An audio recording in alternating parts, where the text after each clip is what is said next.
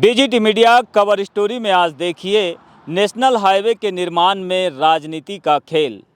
किन कारणों से मिताली नर्सिंग इंस्टीट्यूट पर नहीं आई है अधिग्रहण की आज, आखिर क्यों किसान लगा रहे हैं गंभीर आरोप। नहीं तो मिताली को तोड़ना चाहिए, हॉस्पिटल को। पॉइंट को क्यों तोड़े? सत्संग पॉइंट को। अच्छा, सत्संग पॉइंट तोड़ दिए, यहाँ सत्संग पॉइंट तोड़ दिए और मिताली को बचा दिए।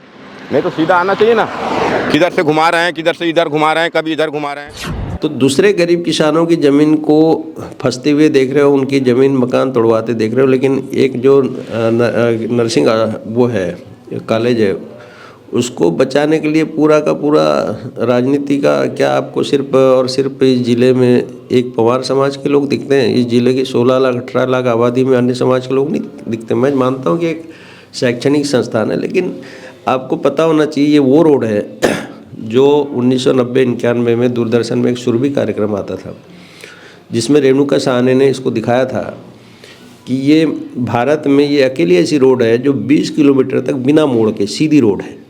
अब आपने उसको मिताली के पास कहाँ, कौन सा गांव बोलेंगे उसको, चीजगांव में आपने उसको टर्न कर दिया। एस्टीमेट में है ही नहीं वो, लेकिन आपने उसका एस्टीमेट चेंज कर दिया, तो अपराध है। इसकी तो सीबीआई इंक्वायरी होना चाहिए। मैं अभी इसको सीबीआई को भी लिखूंगा ये चिट्ठी कि इसका एस्टीमेट कैसे बदला, पटवारी ने इसका नक्शा कैसे चेंज किया, एस्टीमेट के समय कौन सा नक्शा दिया था, भू अर्जन के समय कौन सा नक्शा दिया था, और जो कार्य आदेश है तकनीकी स्वीकृति प्रशासकीय स्वीकृति किस आधार पर। महाराष्ट्र के गोंदिया और मध्य प्रदेश के बालाघाट जिले के बीच भारतमाला प्रोजेक्ट के तहत इस समय लगभग 41 से 44 किलोमीटर लंबा 4 लेन यानी कि नेशनल हाईवे का निर्माण कार्य तेजी से चल रहा है। इस निर्माण कार्य को लेकर फिलहाल तो अभी तक बड़ी आपत्ति कहीं से भी नहीं आई है, लेकिन कुछ लोग अब सवाल उठाना भी शुरू कर दिए हैं। दरअसल मेरे पीछे आप ये जो देख रहे हैं ये मिताली इंस्टीट्यूट ऑफ नर्सिंग है। यहाँ पर नर्सिंग की पढ़ाई कराई जाती है। वैसे तो देखा जाए तो national highway authority of India जब अपना काम शुरू करता है तो वो किसी के साथ भेदभाव नहीं करता है।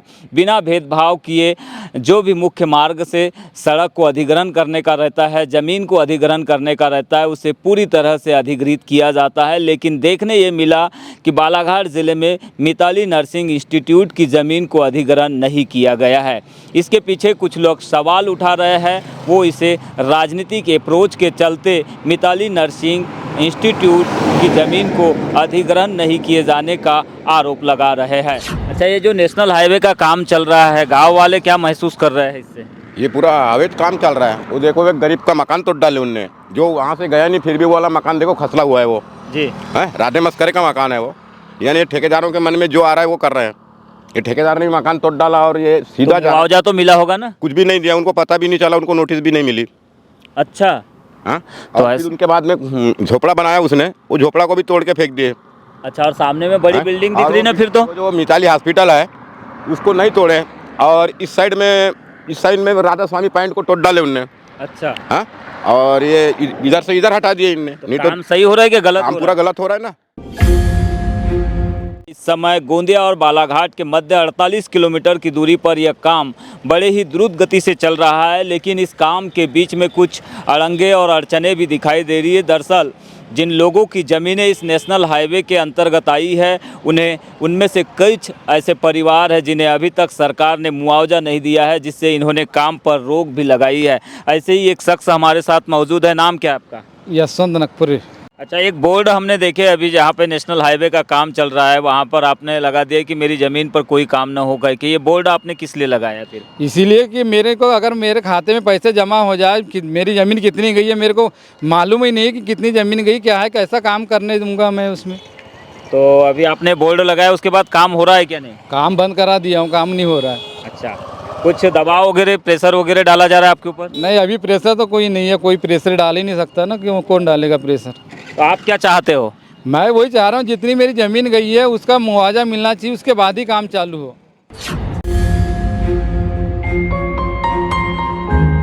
नेशनल हाईवे की जद में आने वाली भूमि को अधिग्रहण करने के नाम पर लगातार कई प्रकार की शिकायतें देखने मिल रही है। इस वक्त हम चिखला में हैं और चिखला में लेखराम लिल्लारे जी के व्यावसायिक कॉम्प्लेक्स में मौजूद है, जो कि उन्होंने इसकी एक आवेदन जिला कलेक्टर बालाघाट को भी दिया है। उनसे सीधा चर्चा करते हैं, समझते हैं कि आखिरकार वो क्यों संतुष्ट नहीं है national highway authority of India के इस काम से। हमको नोटिस भी मिला है एसडीएम साहब से कि इसे तोड़ दिया जाए, 7 दिन के अंदर की न्याय दी गई थी। हमने आवेदन भी किया है एसडीएम साहब को कि सर हमें समय दिया जाए और हमारा व्यवसायिक प्लाट है, हमें इसे, और जो हमने 2 लाख की यहाँ नाली निर्माण किया है, पीछे हमने जीना निर्माण किया है, 4 फीट यहाँ भरण भरवाया है, इसका भुगतान कौन देगा? भी ठीक है, आप शासन के हिसाब से दे रहे हो, हमें कोई तकलीफ नहीं है, लेकिन हमारे जो निर्माण कार्य में इतना पैसा खर्च हुआ है, इसका भुगतान कौन करेगा? तो आप संतुष्ट है क्या? नहीं भाई, इसमें कैसे संतुष्ट? हमारा व्यवसायिक प्लाट है ये, हमने डाइवर्सन प्लाट है हमारा, हमने 2016-17 में हमने डाइवर्सन करवा लिए हैं। जिसका चाहते क्या हो आप? हमारा ये है कि डाइवर्सन प्लाट है हमारा, व्यवसायिक प्लाट के हिसाब से हमारा भुगतान किया जाना चाहिए। तो और जो कुछ बात आपकी आगे बढ़ी है क्या? नहीं, देखिए, हमने 7वें महीने से, हमारा जो है 7वां महीना 23 से ये कार्य चल रहा है कि हमने एसडीएम साहब को भी आवेदन 2-3 बार दिए हैं और कलेक्टर साहब के यहाँ भी दिए। अभी हमारी सुनने में आया कि 6 तारीख को हमारी पेशी और है, ये अभी 6 फरवरी को पेशी होने वाली है। यहाँ पे 35 डिसमिल जगह है और प्लस उसमें मकान है, तो मकान का और ज़मीन का मिला के 25,30,31,000 रुपये ऐसा मिला है। अच्छा। और अब मकान बनाने में ये कंडीशन है कि हमारे पास पीछे ज़मीन नहीं है, तो हम जो थोड़ी सी जगह उसी में छोटा सा मकान बना रहे हैं, और जो लागत दिया है ना उसमें तो शायद मकान भी नहीं बन पाएगा महंगाई के हिसाब से। भरन ही तो नाली के लेवल 7 फीट का तो भरन ही भर रहे हैं। आपकी खेती की ज़मीन कितनी गई है? खेती की ज़मीन हमारी लगभग आधा एकड़।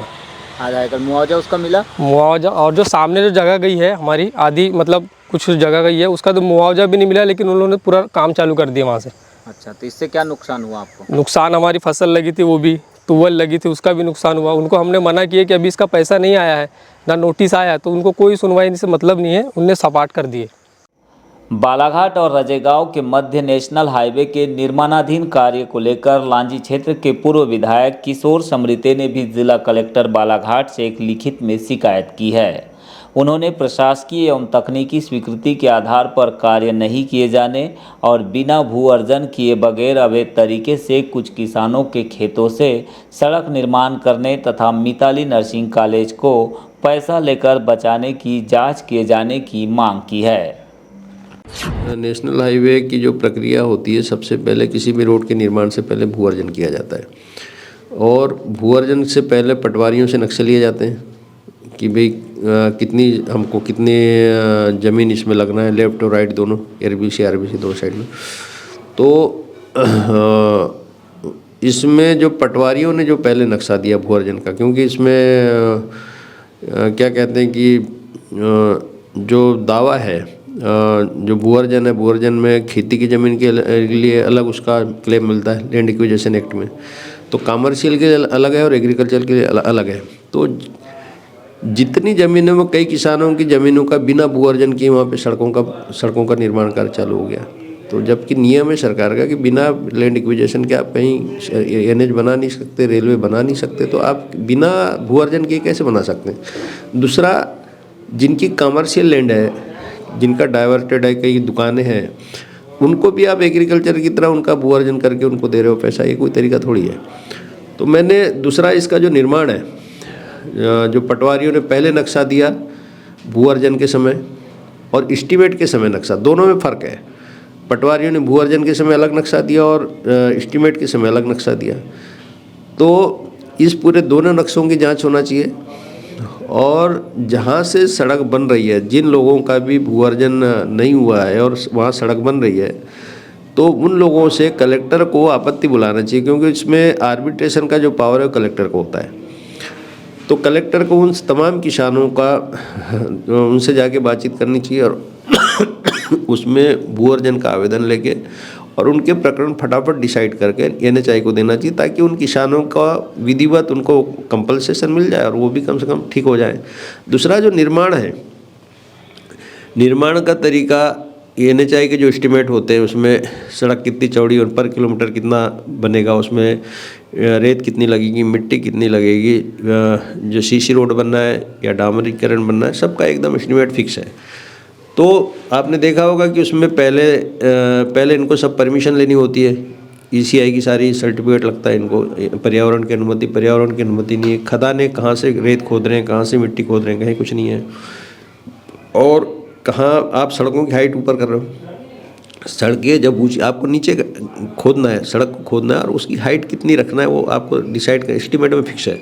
आप सड़क की हाइट बना रहे हो तो जो आजू बाजू के जो गांव हैं, जब सड़क ऊंची हो जाएगी तो उन गांवों में जल भराव की स्थिति होगी। दूसरा, आप उस सड़क में क्या कर रहे हो, फ्लाई एश से आप जो काम रेत से करना है, फ्लाई एश से आपको पता होना चाहिए कि फ्लाई एश से सड़क हार्ड होती है और वाइब्रेशन होता है बहुत ज़्यादा।